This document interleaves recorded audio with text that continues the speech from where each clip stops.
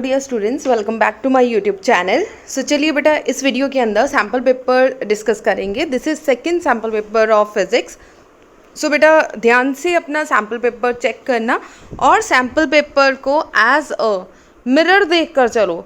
Mirror in the sense कि आप लोगों की पेपर की तैयारी फुल है, आप लोगों की रिवीजन हो चुकी है और सैम्पल पेपर से सिर्फ हमें इतना देखना है कि हमें कितना पेपर के लिए हम लोग प्रिपेयर हैं, कितना हम लोग प्रिपेयर नहीं हैं।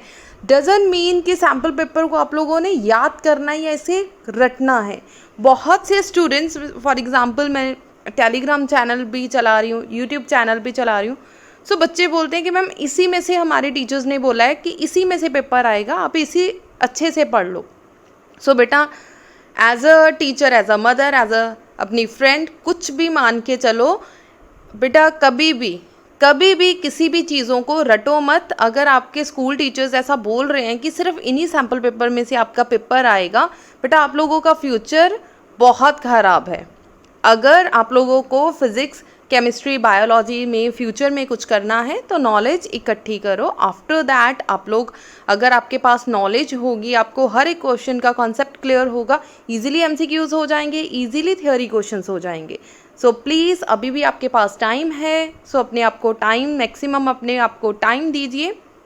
किसी भी चीज़ को समझ के और अच्छे से उसे प्रिपेयर करके ही अपना पेपर दीजिए, ठीक है। याद करके तो बेटा कोई भी कर सकता है, हमें रट्टू तोता नहीं बनना है, हमें कुछ कर दिखाना है ज़िंदगी में और कुछ करना है तो बेटा आप लोगों को पढ़ना भी अच्छे से पड़ेगा। सो चलिए स्टार्ट करते हैं सैम्पल पेपर्स।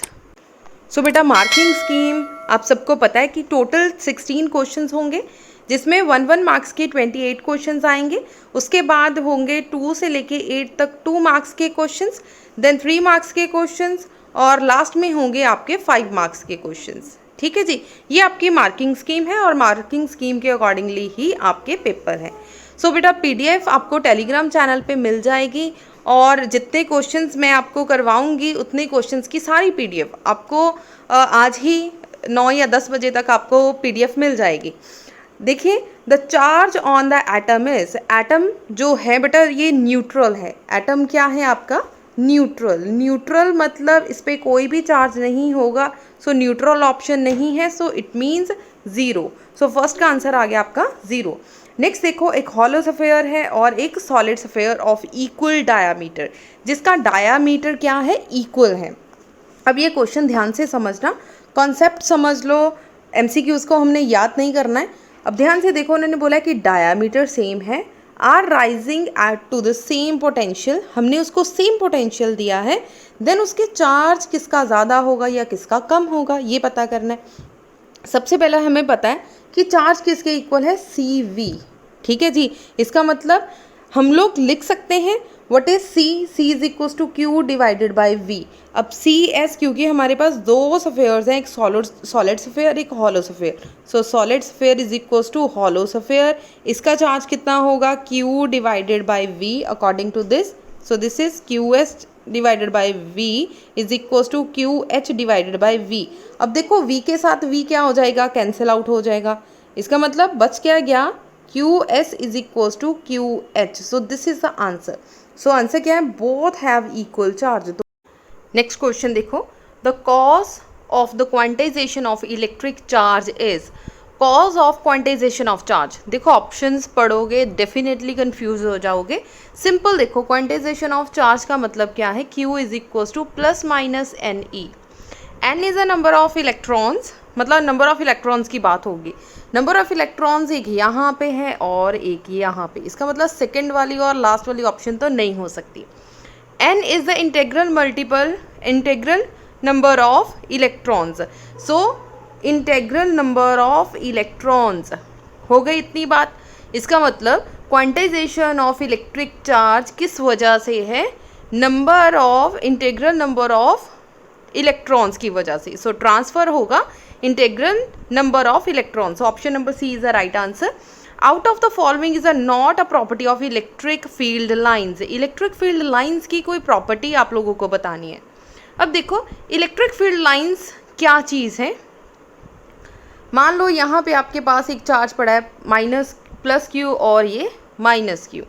अगर यहाँ पे दो चार्जेस हैं इसका मतलब पॉजिटिव टू निगेटिव जैसे इस तरीके से आपके कर्व्ड पाथ फॉलो करेगा, ठीक है। एक तो ये कॉन्टीन्यूस रहेगा, इस तरीके से कॉन्टीन्यूसली आगे आगे चलता रहेगा इस तरीके से, ठीक है, सिमिलरली इस तरीके से, इसका मतलब this is a continuous charge. So first option तो करेक्ट हो गई। Field lines are continuous curved without any break, कोई ब्रेक नहीं होगी, तो ये तो प्रॉपर्टी ठीक है। उन्होंने बोला not correct, not a property, जो इसकी प्रॉपर्टी नहीं है। Two field line can not cross with each other, this is the most important point. Even इसका अलग से क्वेश्चन भी बनेगा कि दो फील्ड लाइंस आपस में कभी भी एक पॉइंट के ऊपर क्रॉस नहीं करेगी। नेक्स्ट है field line start at positive charge and end at negative charge. अभी हमने पढ़ा कि क्यू चार्ज है और ये माइनस क्यू चार्ज है, पॉजिटिव से स्टार्ट होकर नेगेटिव तक जाएगा, ये प्रॉपर्टी भी सही हो गई, ठीक है। लास्ट है they form a closed loop, एक ये क्लोज्ड लूप बनाएगा। क्लोज्ड लूप का मतलब होता है कि पॉजिटिव से शुरू होके नेगेटिव तक जा रहा है और नेगेटिव से पॉजिटिव तक आ रहा है। क्या ये क्लोज्ड लूप बना रहा है? बिल्कुल नहीं। ये एक पॉजिटिव है, ये नेगेटिव है, ये इस तरीके से जा रहा है और ये इस तरीके से पॉजिटिव से जाके नेगेटिव तक जा रहा है, ठीक है जी। मतलब ऐसे नहीं बना रहा, क्लॉकवाइज या एंटी क्लॉकवाइज डायरेक्शन में नहीं बना रहा, इसका मतलब ये क्लोज्ड लूप नहीं बना रहा। So option number D is the right answer, they form closed loop, ये गलत प्रॉपर्टी है। नेक्स्ट आ जाओ, 6 इक्वल रेजिस्टेंस हैं are connected between points P Q and R as shown in a figure, the net resistance हम लोगों ने पता करनी है। चलिए सबसे पहले पी से लेके क्यू तक निकाल लो, पी से लेके क्यू तक की जो रेजिस्टेंस होगी, एक ही रेजिस्टेंस है, सो टोटल रेजिस्टेंस कितनी है? आर। नेक्स्ट निकाल लो नेक्स्ट पोर्शन क्यू से लेके आर तक। हमें पता है ये दोनों रेजिस्टेंस आर इन पैरेलल। अगर क्यू से लेके आर तक की बात करें, both are in parallel. Parallel का फॉर्मूला क्या है? 1/r plus 1/r। So LCM ले लो, 1 + 1 divided by r is equals to 2/r। लेकिन हमें तो सिर्फ r की वैल्यू पता करनी है। सो r p किसके इक्वल आ गया? r डिवाइडेड बाई 2, मतलब इसका रेसिप्रोकल ले लो, 1/rp, और इसका फाइनल आंसर कितना आया? 2/r, मतलब इसे भी रेसिप्रोकल करके लिख लो और दूसरी टर्म को भी। सो सेकंड का आंसर आ गया rp is equals to r/2। अब नेक्स्ट पे आ जा, अब नेक्स्ट पे आते हैं p से लेके r तक की टर्म। p से लेके r तक की टर्म मतलब ये वाली टर्म, ठीक है। p से लेके r तक आपके पास है 3 रेजिस्टेंस r इन पैरेलल, इसका मतलब 1/r plus 1/r plus 1/r, so we get 3/r। LCM लेके देख लेना, 3/r। सो आर पी यहाँ पे कितना आंसर आया है? r/3। अब ध्यान से देखो, क्वेश्चन बोला है the net resistance will be maximum. Maximum resistance कितनी होगी? क्योंकि सारे तो आर है। मान लो आर की वैल्यू आपकी 10 थी, यहाँ पे कितनी हो जाएगी? 10 डिवाइडेड बाई 2 मतलब 5 बच गई। यहाँ पे 10 डिवाइडेड बाई 3 मतलब 3.333। सबसे ज़्यादा रेजिस्टेंस कितनी है? 10 की, ठीक है। किस टर्म में? p से लेके q तक। p से लेके q तक मतलब ये वाली टर्म, डन। सो p से लेके q तक मैक्सिमम आपकी नेट रेजिस्टेंस होगी। नेक्स्ट है dimension of resistance and in an electric circuit in terms of dimensions of mass, length and time current would be। अब हमें रेजिस्टेंस की जो इलेक्ट्रिक सर्किट के अंदर आप लोगों को आंसर इसका निकालना है। V किसके इक्वल है? IR, ठीक है। R निकाल लो, R is equals to V divided by I। V work potential, potential किसके इक्वल है? Work done divided by charge, ठीक है। ये वाला I एज सच लिख दो। अब वर्क डन का बेटा फॉर्मूला कितना है? mL² t-2 divided by what is Q? Q is a charge, charge किसके इक्वल है? I t multiply by current I। अब ध्यान से देखो, mL² ये t-2 और t1 जब ऊपर जाएगा तो t-2 बन जाएगा, सो -1, ठीक है। I इंटू आई कितना हो गया? I² ऊपर लेके जाओगे -2, I इंटू आई कितना हो गया? I² ऊपर लेके जाओगे -2 बन जाएगा। सो ये टर्म हो गई -3, so ml² t - 3 i - 2, so this is the final answer, ml² t - 3 i - 2, so option number D is the right answer. अब देखो, copper and silicon are colded from 300 kelvin to 60 kelvin, the specific conductivity को क्या होगा। आपके पास अब दो आपको metals they रखे हैं, कॉपर है और एक सिल्वर। बेटा कॉपर क्या है आपका, मेटल। हमें पता है कि मेटल के केस में जो रेजिस्टिविटी है वो डिक्रीज हो जाएगी with decrease in temperature, with decrease in temperature resistivity decrease हो जाएगी। But in case of silicon, silicon क्या है आपका, सेमीकंडक्टर। सेमीकंडक्टर के अंदर हमने क्या पढ़ा है कि जो रेजिस्टिविटी है it is increases with in decrease in temperature. ये चीज़ हो गई क्लियर। अगर आपका मेटल है तो रेजिस्टिविटी का रेसिप्रोकल ले लो बेटा, कंडक्टिविटी। अगर रेजिस्टिविटी डिक्रीज हो रही है तो कंडक्टिविटी इंक्रीज हो जाएगी। सिमिलरली रेजिस्टिविटी इंक्रीज हो रही है तो कंडक्टिविटी डिक्रीज हो जाएगी। अब उन्होंने पूछा है कॉपर एंड सिलिकॉन को कोल्ड कर दिया, मतलब ठंडा कर दिया गया टेम्परेचर 30 से लेके 60 तक, मतलब टेम्परेचर को कम कर दिया गया, टेम्परेचर को कम कर दिया गया। कंडक्टिविटी ऑफ मेटल, मेटल मतलब कॉपर की कंडक्टिविटी को क्या होगा, इंक्रीज कर जाएगी। ठीक है जी, इंक्रीज कर गई, मतलब increase in case of copper. But अगर हम लोग डिक्रीज की बात करें, टेम्परेचर डिक्रीज हो गया इन सेमीकंडक्टर्स, तो कंडक्टिविटी क्या हो जाएगी, डिक्रीज इन सेमीकंडक्टर। ठीक है जी, यहाँ से गलती से मैंने रेजिस्टिविटी के अकॉर्डिंगली आंसर लगा दिया, ये डी ऑप्शन राइट आंसर है। ठीक है, सो नेक्स्ट देख लो, बीटस्टोन ब्रिज की आपके सामने डायग्राम है और सिंपल इसको क्या लिखेंगे। हमारी बुक्स के अंदर यहाँ पे ऑलवेज P लिखा होता है और यहाँ पे Q, हम लोग लिखते हैं P/Q = R/S, लेकिन इस डायग्राम के अकॉर्डिंगली P/Q, ठीक है, मतलब P की जगह पे क्या लिखा हुआ है, Q/P = R/S। अब देख लो कौन सी इक्वेशन है, so option number C is a right answer.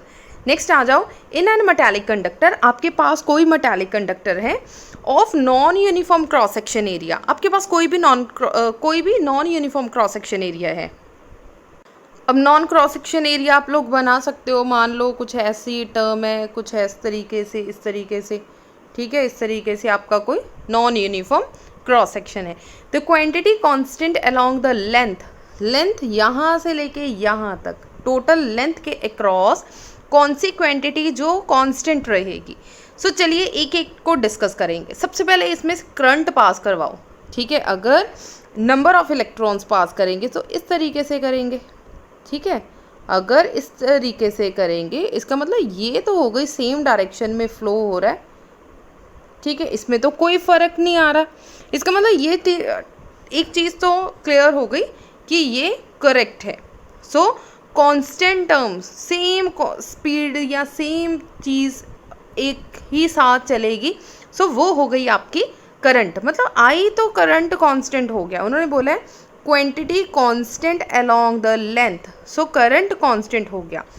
अब बाकी चीज़ें कांस्टेंट कैसे नहीं होंगी वो एक बार चेक कर लेंगे, क्योंकि ये तो डायरेक्ट बता दिया, काफ़ी बच्चे कंफ्यूज रहेंगे, ड्रिफ्ट वेलोसिटी क्यों नहीं आया या इलेक्ट्रिक फील्ड क्यों नहीं आया।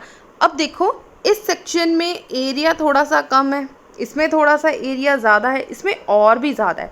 इसका मतलब इलेक्ट्रिक फील्ड एरिया पे डिपेंड करेगा, electric field which is non uniform all over the area.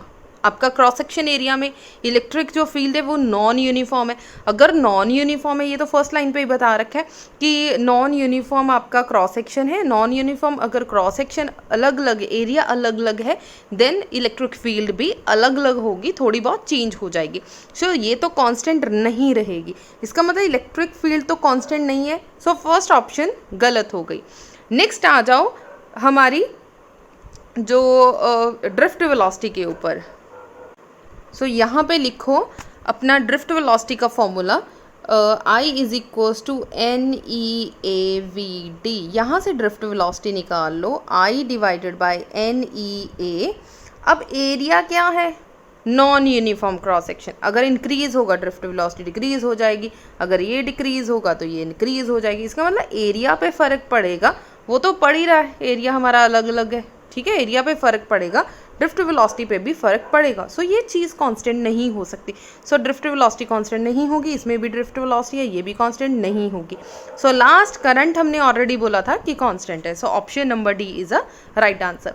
Kirchhoff's second law is based on the law of conservation of energy. ये तो बेटा मोस्ट इंपॉर्टेंट है, और पिछले 1-2 सालों में जितने भी सैम्पल पेपर्स आते हैं ये क्वेश्चन आता ही आता है कि जो किरचॉफ्स फर्स्ट लॉ है वो फर्स्ट लॉ किसके, कौन से लॉ को कंजर्व करेगा, दैट इज़ द चार्ज। अगर सेकंड लॉ आए तो एनर्जी, ठीक है, मोस्ट इंपॉर्टेंट है, इसे तो आप लोग अच्छे से प्रिपेयर कर लो। अगर आप लोगों को क्वेश्चंस बेटा अच्छे से समझ लग रहे हैं सो प्लीज़ वीडियो को लाइक कर दीजिए, मैक्सिमम शेयर कर दीजिए। अगर चैनल पे फर्स्ट टाइम आए हो तो चैनल को सब्सक्राइब ज़रूर कर दीजिए। सिमिलरली बेटा अगर आप लोगों को इन सैम्पल पेपर्स के अलावा अगर आपके टीचर्स ने कोई और सैम्पल पेपर्स आप लोगों के साथ शेयर करे हैं सो प्लीज़ आप लोग सेंड कर सकते हो, बिकॉज ये जो सैम्पल पेपर है ये भी किसी स्टूडेंट ने मुझे भेजा है। अदरवाइज़ इसके लास्ट में कुछ भी नहीं लिखा कि PPSC जो हमारे पंजाब बोर्ड की तरफ से जो सैम्पल पेपर्स होते हैं ना उसके लास्ट में साइन होते हैं, और मोहाली का जो भी PPSC वाले होता है वो लिखा होता है। इसका मतलब इसके लास्ट में ना कुछ नहीं लिखा। हो सकता है ये सैम्पल पेपर किसी टीचर ने बनाया हो, सो आई डोंट नो, क्योंकि मुझे भी ये जो सैम्पल पेपर है वो डायरेक्ट नहीं मिला, किसी स्टूडेंट ने ही भेजा है। और दूसरी बड़ी बात कि इस सैम्पल पेपर में जितने भी MCQs हैं काफ़ी MCQs नीट और JEE के एग्ज़ाम में से उठाए गए हैं। नीट और JEE का जो बेटा लेवल होता है वो मान के चलो कि 3 पार्ट्स में डिवाइड किया होता है, मतलब एक हाईएस्ट लेवल, एक जो लो लेवल है और एक एवरेज। मतलब लो लेवल और एवरेज के क्वेश्चंस मिक्स किए हैं, हाई लेवल के क्वेश्चंस इस सैम्पल पेपर में नहीं लिए गए, लेकिन अच्छे क्वेश्चंस हैं। अच्छे क्वेश्चंस इन द सेंस आप लोगों को जब आप लोग क्वेश्चंस की तैयारी करोगे आप लोगों का दिमाग चलेगा, आपके कॉन्सेप्ट क्लियर होंगे MCQs में। अगर आप एक्सप्लेनेशन अच्छे से सुन रहे हो, सिर्फ आंसर स्टिक मत करो, जैसे मैं आप लोगों को एक्सप्लेनेशन दे रही हूँ इस तरीके से आप प्रॉपर एक्सप्लेनेशन लिखिए, ताकि इन द नेक्स्ट टाइम जब भी आप लोग ये सैम्पल पेपर सॉल्व करो आपको रीज़न पता होना चाहिए कि यही आंसर क्यों आया है। हमने कभी भी आंसर को रटना नहीं है, इसको याद करके नहीं जाना, आप लोगों को समझ के जाना है। अगर वर्डिंग चेंज भी हो जाए क्वेश्चन पेपर में हमें कोई दिक्कत नहीं आनी चाहिए। सो चलिए नेक्स्ट क्वेश्चन है, a charge particle moves through a magnetic field perpendicular to the direction. अब देखो परपेंडिकुलर डायरेक्शन मूव कर रहा है, ठीक है। सबसे पहले तो परपेंडिकुलर डायरेक्शन हम लोग ड्रॉ करेंगे। फॉर एग्जांपल ये आपका सर्कल है, ठीक है, परपेंडिकुलरली आपकी जो पार्टिकल है वो मूव कर रहा है, इसका मतलब वेलोसिटी इस डायरेक्शन में किसी भी पॉइंट पे लिख लोगे देन टेंजेंटली आएगा, ठीक है, वेलोसिटी टेंजेंटली आएगा। अब perpendicular to the magnetic field है, सो मैग्नेटिक फील्ड इस डायरेक्शन में या अपवर्ड डायरेक्शन में कहीं होगा। सो फोर्स ऑलवेज इनवर्ड लगेगी, so force is always towards the centre या इनवर्ड लगेगी। यहाँ पे एक चीज़ क्लियर हो गई कि जो मैग्नेटिक फील्ड है that is perpendicular to the velocity. अगर जो मैग्नेटिक फील्ड वेलोसिटी के परपेंडिकुलर है तो फोर्स भी वेलोसिटी के परपेंडिकुलर होगा। It means magnitude is same for velocity, velocity के लिए आपकी मैग्नीट्यूड जो है वो सेम रहेगा। अगर मैग्नीट्यूड सेम रहा वेलोसिटी का मैग्नीट्यूड सेम रहा than half mv², kinetic energy भी आपकी क्या रहेगी, कांस्टेंट, क्योंकि वेलोसिटी सेम है, मास तो चेंज हो नहीं सकता। इतनी चीज़ हो गई क्लियर। सो काइनेटिक एनर्जी बेटा आपकी क्या हो गई, कांस्टेंट। सो यहाँ से एक चीज़ क्लियर हो गई कि हमारी काइनेटिक एनर्जी कांस्टेंट है। फर्स्ट में है kinetic energy of the particle is not constant, ये तो हो गया cross. Kinetic energy of the particle are constant, ये हो सकता है। नेक्स्ट आ जाओ, kinetic energy changes, kinetic energy change हो रही है तो ये तो ऑप्शन नहीं हो सकती। काइनेटिक एनर्जी इज कांस्टेंट, इसका मतलब 2 ऑप्शंस तो कट गई, फर्स्ट और ये वाली, रह गया मोमेंटम। अब बट मोमेंटम चेंज होगा because momentum is a vector quantity. जो वेक्टर क्वांटिटी है, हर डायरेक्शन पे आपकी जो वेलोसिटी चेंज हो रही है, अगर वेलोसिटी चेंज हो रही है, momentum is equal to mass into velocity, velocity change हो रही है कॉन्टिन्यूसली। अगर डायरेक्शन चेंज हो रही है तो वेलोसिटी चेंज होगी, अगर डायरेक्शन ऑफ वेलोसिटी चेंज होगी, न कि वेलोसिटी की मैग्नीट्यूड। ध्यान से सुन लो, फर्स्ट केस में क्या था, काइनेटिक एनर्जी के केस में हमने लिखा मैग्नीट्यूड, इसमें लिख रही हो direction of the velocity. Direction of velocity आपकी चेंज हो रही है, अगर डायरेक्शन ऑफ वेलोसिटी चेंज हो रही है इसका मतलब ये जो मोमेंटम होगा ये चेंज होगा। सो मोमेंटम चेंज होगा बट काइनेटिक एनर्जी क्या होगी, कांस्टेंट। सो 11th का बेटा आंसर क्लियर हो गया। नेक्स्ट आ जाओ, हिस्टैरिसीस लूप आपके सामने है of two magnetic materials A and a B are given in adjoining figures. ठीक है, आपको फिगर गिवन है। These materials are used to make magnet for electric generator, transformer core and electromagnetic core. Then it is कहाँ पे इसे use करेंगे। सबसे पहले आप लोग डायग्राम को ध्यान से देखें। अब ध्यान से देखो, इसकी रिटेंटिविटी और इसकी रिटेंटिविटी भी हाई है और इसकी रिटेंटिविटी भी हाई है। और यहाँ पे देखो कोरेसिविटी ये है कोरेसिविटी, ठीक है, कोरेसिविटी क्या है, हाई। यहाँ पे रिटेंटिविटी हाई, यहाँ पे कोरेसिविटी क्या है आपकी, लो। यहाँ पे आपकी जो रिटेंटिविटी है it is quite low as comparative to, यहाँ पे जो रिटेंटिविटी है quite low as comparative to A option. So first के अंदर आपकी कोरेसिविटी भी हाई है और रिटेंटिविटी भी हाई, सेकंड में कोरेसिविटी भी लो है और रिटेंटिविटी भी लो। ये चीज़ रिटेंटिविटी है और ये चीज़ कोरेसिविटी। क्लियर हो गई इतनी चीज़। दोनों डायग्राम में सिर्फ शो करने के लिए मैंने अलग अलग डायग्राम में आर और सी बना दिया। दोनों में वाई एक्सिस के ऊपर रिटेंटिविटी और एक्स एक्सिस के ऊपर कोरेसिविटी। अब दोनों कर्व्स में क्या फ़र्क है, अगर लूप आपकी मोटी बन रही है इसका मतलब हिस्टैरिसीस एरिया जो लूप है वो लार्ज है, एरिया ज़्यादा बन रहा है, इसका मतलब ये परमानेंट कोई एरिया होगा, परमानेंट कोई मटेरियल होगा। अगर यही चीज़ आपकी लो बन रही है so this is for soft iron. Soft iron क्या चीज़ है, ऐसा कोई मटेरियल जो इजीली मैग्नेटाइज हो जाए और इजीली डीमैग्नेटाइज हो जाए। हमें इलेक्ट्रोमैग्नेट की कोर के अंदर भी ऐसा मटेरियल चाहिए जो इजीली मैग्नेटाइज हो जाए और इजीली डीमैग्नेटाइज हो जाए।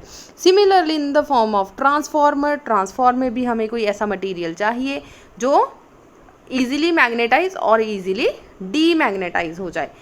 इलेक्ट्रिकल जनरेटर के अंदर भी हमें ऐसा ही मटेरियल चाहिए। अब देखो ए फॉर एन, अब ए डायग्राम किसके लिए है, ए फॉर इलेक्ट्रिकल जनरेटर नहीं, ए इलेक्ट्रिकल जनरेटर के लिए नहीं है क्योंकि इलेक्ट्रिकल जनरेटर के लिए भी हमें सेम ऐसा मटेरियल चाहिए जो इजीली मैग्नेटाइज इजीली डीमैग्नेटाइज हो जाए। मतलब कि इसकी लूप पतली सी बनेगी, लेकिन पतली लूप तो बन ही नहीं रही, मोटी लूप बन रही है। इसका मतलब ये गलत लिख रहे हैं, ए इज़ अ इलेक्ट्रिकल जनरेटर नहीं, ना ही ट्रांसफार्मर के लिए। ट्रांसफार्मर और इलेक्ट्रिकल जनरेटर के लिए हमें ऐसा मटेरियल चाहिए जिसकी कोरेसिविटी भी लो हो और रिटेंटिविटी भी लो हो। नेक्स्ट आ जाओ बेटा, ये चीज़ क्लियर हो रही है जो मैं बोल रही हूँ, अगर नहीं क्लियर हुई तो प्लीज़ कमेंट सेक्शन में दे देना। ए फॉर इलेक्ट्रोमैग्नेट, फिर वही बात आ गई, A for electromagnet, A electromagnet के लिए है ही नहीं, सो ये भी ऑप्शन गलत हो गई। ए फॉर ट्रांसफार्मर के लिए भी नहीं, ये नहीं, क्योंकि ट्रांसफार्मर के लिए भी बी ऑप्शन करेक्ट है। So B for electromagnet and transformer, yes, B जो इलेक्ट्रोमैग्नेट और ट्रांसफार्मर के लिए यूज़ कर सकते हैं, करेंगे, कर सकते हैं नहीं करेंगे, ठीक है जी। So B option is the right answer. Next तो बेटा 13 सिंपल ईजी है, 14th भी ईजी है। 15th देखो, the value of angle of dip is 0। अगर एंगल ऑफ डिप आपके पास 0 हो जाए इसका मतलब अगर आपको गिवन हो कि डेल्टा की वैल्यू आपके पास 0 है। अब tan थीटा किसके इक्वल है, v divided by h, vertical component divided by the horizontal component. tan 0 की वैल्यू कितनी होगी, 0, so v over h, h को उस तरफ ले जाओ, we get v equal to 0। इसका मतलब v कंपोनेंट आपका क्या हो गया, 0। v and h are equal नहीं है, v इक्वल टू h तो आया ही नहीं, इक्वल नहीं है। The value of v and h are 0, दोनों 0 हैं, सो h की तो वैल्यू ही नहीं आई, ठीक है, सो ये भी गलत हो गया। The value of v is 0, मतलब C option is the right answer. Clear हो गया जी। सो नेक्स्ट पे आ जाओ, question number 16। The magnetic field lines due to a bar magnet are correctly shown in, किस में बिल्कुल करेक्ट शो किया गया। हमें पता है अगर ये नॉर्थ पोल है और ये साउथ पोल है, bar magnet north to south pole की तरफ इस तरीके से मूव करेगा। इसे अब रोटेट कर दो, नॉर्थ पोल ऊपर ले जाओ, साउथ नीचे ले आओ, और नॉर्थ टू साउथ मतलब इस तरीके से मूव करेगा, north to south. So option number A, मतलब ये वाला जो ऑप्शन ए है ये करेक्ट है। So option number A is a correct answer. Next आ जाओ बेटा, ये जो दो क्वेश्चंस हैं ये नीट और आईआईटी के क्वेश्चंस हैं। A uniform electric field and uniform magnetic field are acting along the same direction in a certain region, किसी पर्टिकुलर सर्टेन रीजन के अंदर इलेक्ट्रिक फील्ड और मैग्नेटिक फील्ड है।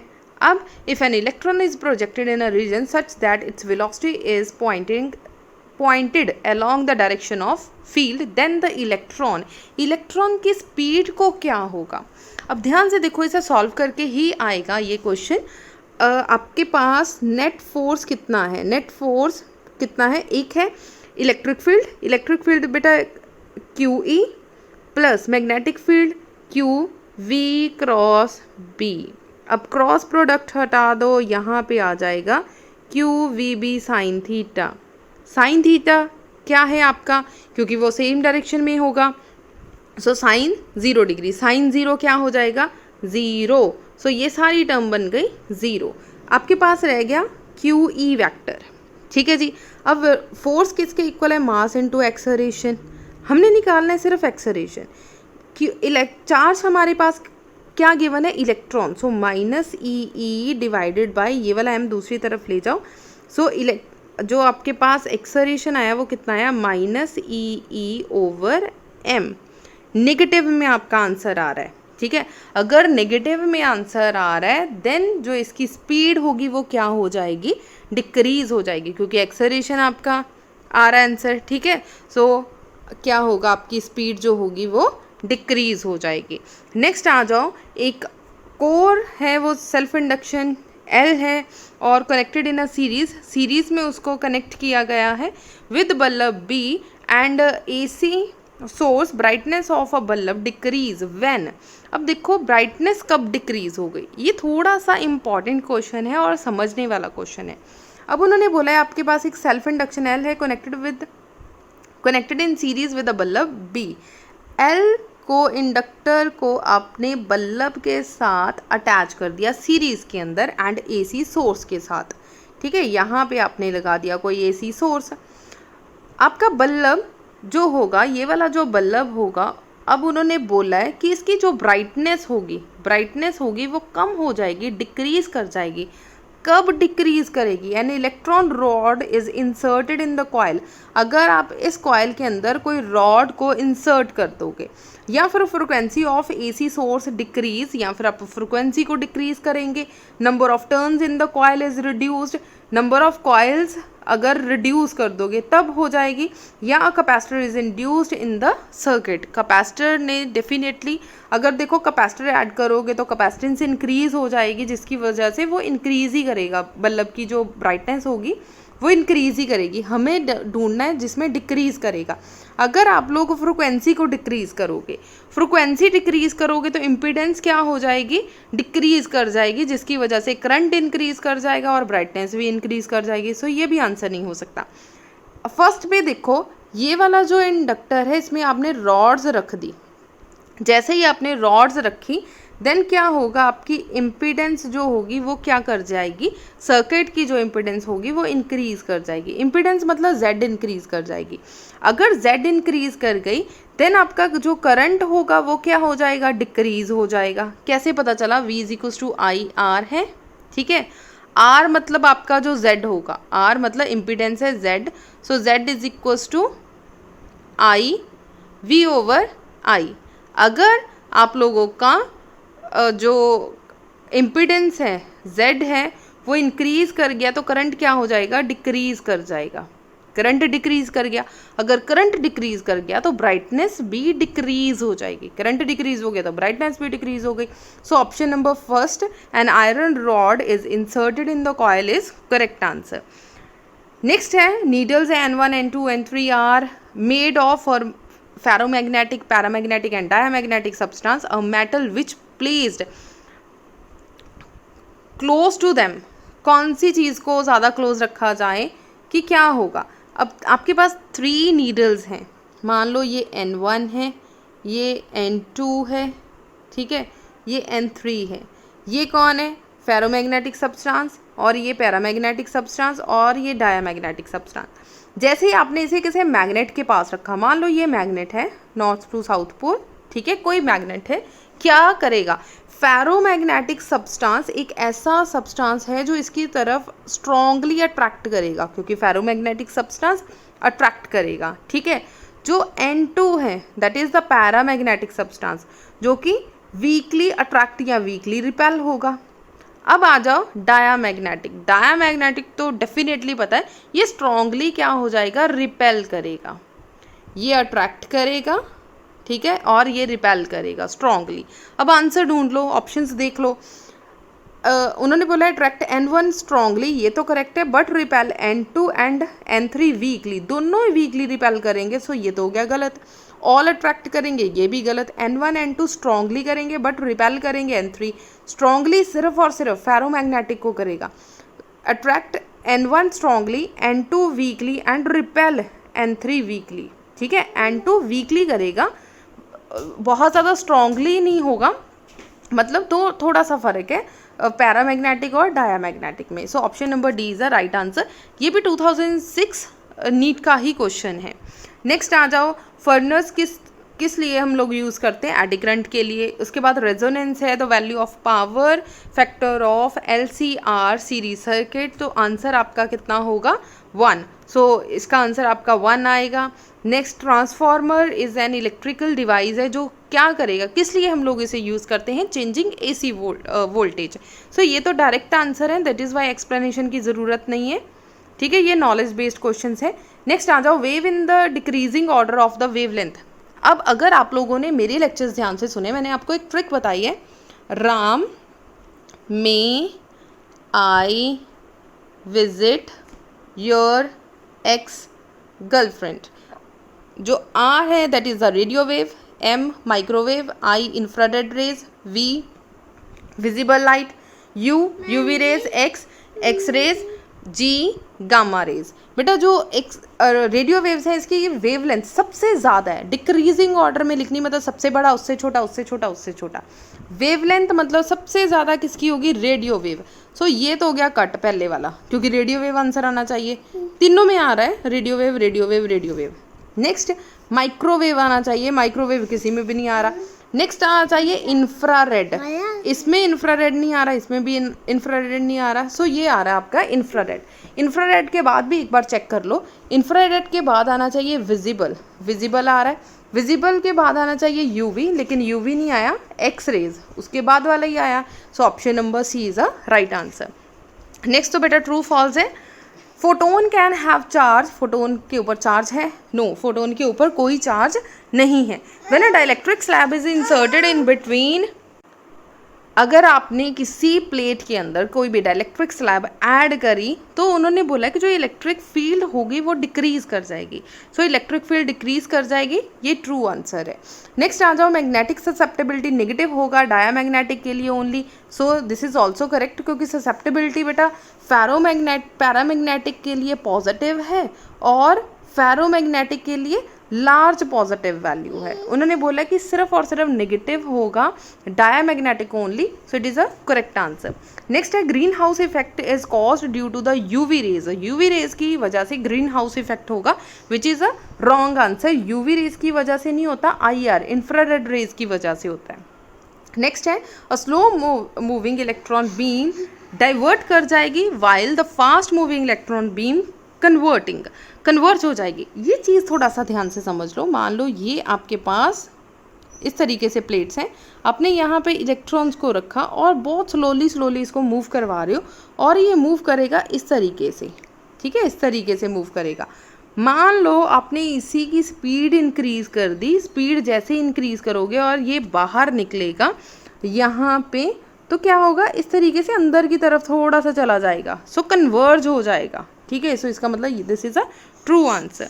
अब आ जाओ बेटा नेक्स्ट, जितने भी न्यूमेरिकल्स हैं, ठीक है, क्योंकि एमसीक्यूज़ और फिलिंग द ब्लैंक्स में प्रॉब्लम रहती है या फिर न्यूमेरिकल्स में प्रॉब्लम रहती है, आप लोग सैम्पल पेपर अच्छे से चेक कर लो। अदरवाइज़ मैंने 2 मार्क्स के क्वेश्चंस लास्ट में पीडीएफ के अंदर आप लोगों को मिल जाएगी। जितने भी क्वेश्चंस हैं सारे इंपॉर्टेंट एंड लॉन्ग क्वेश्चंस हैं, ठीक है। रूट मीन स्क्वायर वैल्यू है, इजी क्वेश्चन है। Then AC generator is also important and easy question है।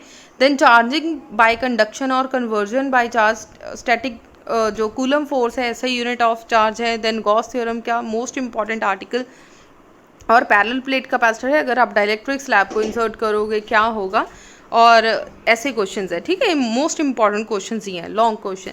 लेकिन फिर भी इन किसी भी क्वेश्चन में आपको प्रॉब्लम होगी, आप लोग प्लीज़ कमेंट सेक्शन में दे सकते हैं या पूछ सकते हैं, ठीक है। इसकी वीडियो, इसकी जो पीडीएफ होगी आप लोगों को टेलीग्राम चैनल पे मिल जाएगी। बेटा ये सारी एमसीक्यूज़ के आंसर हैं, ठीक है। एमसीक्यूज़ के आंसर मतलब एक्सप्लेनेशन मैंने आपको यहाँ पे दे रखी है, आप लोग ध्यान से चेक कर सकते हो, क्योंकि मैंने रफली ही किया था। सो फेयर बेटा बनाने के लिए मेरे पास भी इतना टाइम नहीं है।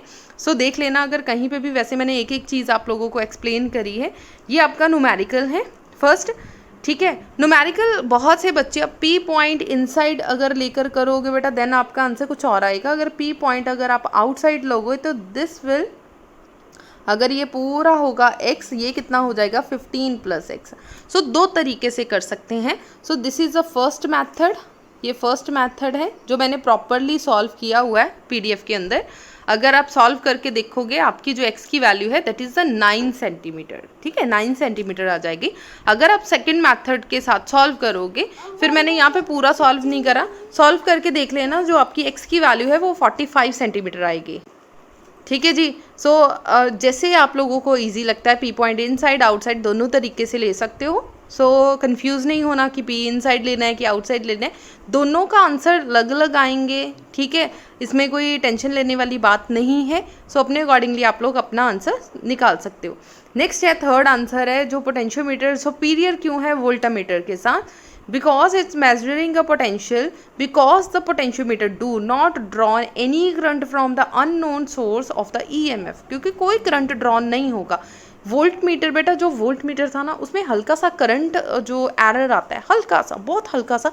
फॉर एग्जांपल वोल्टेज आनी चाहिए हमारी 5, लेकिन जो वोल्ट मीटर है वो रीडिंग कौन सी दे रहा है, रीडिंग दे रहा है आपका 4.99, एरर तो आ ही रहा है। लेकिन जो पोटेंशियोमीटर है इसमें कोई भी एरर नहीं आएगा, कोई एरर नहीं, मतलब 5 का 5 ही आंसर रहेगा, ठीक है। अगर 5 ही आंसर रहेगा सो इसका मतलब दिस इज सुपीरियर, ये ज़्यादा करेक्टली आंसर देगा। सो करेक्ट आंसर आएगा। So voltmeter draws current from the source, hence voltmeter can not be an ideal for practical use. Clear हो गया, सिंपल सा आंसर है इसका। नेक्स्ट आ जाओ रेजिस्टेंस। अब हमें पता है 2 चीज़ें गिवन है, एक हमें गिवन है सीरीज RS गिवन है कि 9 ओम है, और पैरेलल गिवन है कि 2 ओम है। हमें सीरीज़ का बेटा फॉर्मूला पता है, सीरीज़ किसके इक्वल है, R1 + R2। जस्ट RS की वैल्यू पुट करी 9 दूसरी तरफ ले जाओ, और R1 दूसरी तरफ ले जाओ, मतलब R2 यहीं पे रहने दो, ये उस तरफ ले जाओ। सो R2 की वैल्यू आपके पास कितनी आ गई, यहाँ पे क्या था 9, और ये टर्म उस तरफ लेके गए तो -R1, ठीक है जी। यहाँ से आपको एक टर्म पता चल गई कि R2 आ गई। नेक्स्ट पैरेलल वाला फॉर्मूला लगाओ, RP = R1 R2 / R1 + R2। इसका मतलब R2 की वैल्यू हम अभी निकालिए तो पुट कर दो ये वाली, बाकी तो सारी कैलकुलेशन है। सो कैलकुलेशन ध्यान से देख लो, इसके बाद ये दिया गया है, ठीक है। सो मैंने एरो डाल दिया ताकि आप लोगों को कन्फ्यूज़न ना हो जब आपको PDF मिले। बस सारा सॉल्व करके देख लो, आपका जो R का आंसर है, R का आंसर एक 3 आएगा और एक 6 आएगा, 2 आंसर्स आएंगे आपके पास। कोई एक लेट करके पुट कर दो दूसरी जगह पे, आपका आंसर R2 और R1 दोनों का आंसर आ जाएगा। इजी सा सिंपल सा न्यूमेरिकल है। आगे आ जाओ, 6th क्वेश्चन है, when a DC voltage source is applied across the primary of the transformer, the current in the primary coil remains constant. यो कांस्टेंट ही रहेगा आपके पास 2 इस तरीके से, ठीक है, ट्रांसफार्मर है, बिल्कुल नीट एंड क्लीन बनाना, मैंने थोड़ा सा फ्री हैंड बना रही हूँ। सो स्टेप अप या स्टेप डाउन ट्रांसफार्मर है। प्राइमरी कॉइल में ऑलवेज आपका जो करंट होगा वो क्या रहेगा, कांस्टेंट ही रहेगा जितना आप दे रहे हो। Hence there is a no change in the magnetic flux linked with the secondary, therefore the voltage across the secondary coil is 0। Magnetic flux अगर कांस्टेंट हो गया देन आपकी जो वोल्टेज होगी सेकेंडरी कॉइल के अक्रॉस वो भी कितनी हो जाएगी, 0। दस the transformer can not step up DC voltage, इसलिए हम लोग डीसी वोल्टेज इसे नहीं यूज़ करते, एसी यूज़ करेंगे। एसी अगर होगा तो फ्लक्स चेंज होगा, फ्लक्स चेंज होगा तो वोल्टेज चेंज होगी। अगर आप डायरेक्ट करंट यूज़ करोगे तो फ्लक्स ही चेंज नहीं होगा, ना फ्लक्स चेंज होगा, ना वोल्टेज चेंज होगी, ना कुछ होगा। ठीक है जी, नेक्स्ट आ जाओ नेक्स्ट क्वेश्चन के ऊपर। बेटा यहाँ पे देख लेना, जो सेकंड क्वेश्चन है ये तो सिंपल सा क्वेश्चन है कि इलेक्ट्रिक फील्ड लाइंस कैसी हैं या क्या है। सो ये मैंने यहाँ पे पीडीएफ में नहीं लगाया, आप लोग खुद कर सकते हो। न्यूमेरिकल मैंने सॉल्व कर दिया। जो पोटेंशियोमीटर वाला आपको हो सकता है कहीं पे क्वेश्चन ना मिले, ये भी मैंने सॉल्व कर दिया। नेक्स्ट न्यूमेरिकल है, ये भी आपका सॉल्व हो गया। Cyclotron is not suitable for accelerating electron, क्योंकि उसका मास लो है। ये आपको हर बुक, हर हेल्पिंग बुक में मिल जाएगा। सो ये भी मैंने नहीं यहाँ पे पीडीएफ में आपको लोगों को प्रोवाइड किया। Name the rule which gives the direction of force acting on the charge particle, कब मैक्सिमम है कब मिनिमम है। ये जो पैरेलल प्लेट वाला जो फोर्स वाला आर्टिकल है, ये वही आर्टिकल है, मतलब उसके स्पेशल केस ही पूछे गए हैं। सो ये भी आर्टिकल यूनिट 3 में से है। सो आप लोग कर लोगे ये वाला आर्टिकल। ठीक है, नेक्स्ट है, can transformer be used for step up and step down DC voltage. DC voltage हम लोग नहीं यूज़ कर सकते, एसी ही यूज़ करेंगे, ये भी हमने एक्सप्लेन कर दिया। A bar magnet falls through a metallic ring, ये आपके पास एक मेटालिक रिंग है, क्या इसके अंदर एक बार मैग्नेट जो इसमें अगर फेंकेंगे तो क्या होगा, will its acceleration will be 0, will be G equal to G. क्या इसकी एक्सेलरेशन जी के इक्वल होगी? अगर आप लोग, आपके हाथ में कोई बॉल है, कोई एप्पल है, कुछ भी है, अगर आप उसे फेंकोगे, नीचे की तरफ फेंकोगे, आपकी जो एक्सेलरेशन है वो ग्रेविटी के इक्वल आ जाएगी। अगर आप इसे मेटालिक रिंग के अंदर कोई बार मैग्नेट को फेंक रहे हो, क्या उसकी एक्सेलरेशन ग्रेविटी के इक्वल आएगी? डेफिनेटली नहीं आएगी। So answer is no. Acceleration of a bar magnet will not be equal to G, G के इक्वल नहीं आएगी। Actually the acceleration will be less than G, G से कम ही रहेगी एक्सेलरेशन, जी ऑलवेज ग्रेटर रहेगी। So amount of magnetic flux linked with the ring change, जिसकी वजह से मैग्नेटिक फ्लक्स जो होगी वो चेंज होगी। Induced current oppose the downward motion of the magnet, जो मैग्नेट की डाउनवर्ड मोशन, नीचे की तरफ जाने की जो मोशन होगी वो क्या करेगी, अपोज करेगी। सो दैट इज़ वाई उसकी स्पीड थोड़ी सी कम हो जाएगी। ठीक है जी, सो एक्सेलरेशन जो है वो ग्रेविटी के इक्वल नहीं आएगी। क्लियर हो गया जी। नेक्स्ट क्वेश्चन, इलेक्ट्रोमैग्नेटिक वेव्स हैं, किससे बनी होती हैं, कैसे बनी होती है, कौन कौन से फैक्टर के ऊपर डिपेंड कर दिया। अगर आपकी वेलोसिटी आप लोग वैक्यूम के अंदर ले रहे हो तो किसी भी फैक्टर पे ये डिपेंड नहीं करती। उन्होंने बोला है कि किन्हीं 2 फैक्टर्स का नाम बताओ जिस पे ये डिपेंड करेगी, जबकि वैक्यूम के अंदर ये किसी भी चीज़ के ऊपर डिपेंड नहीं करेगी। सो सिंपल लिख देना है कि कोई फैक्टर पे डिपेंड नहीं करेगी।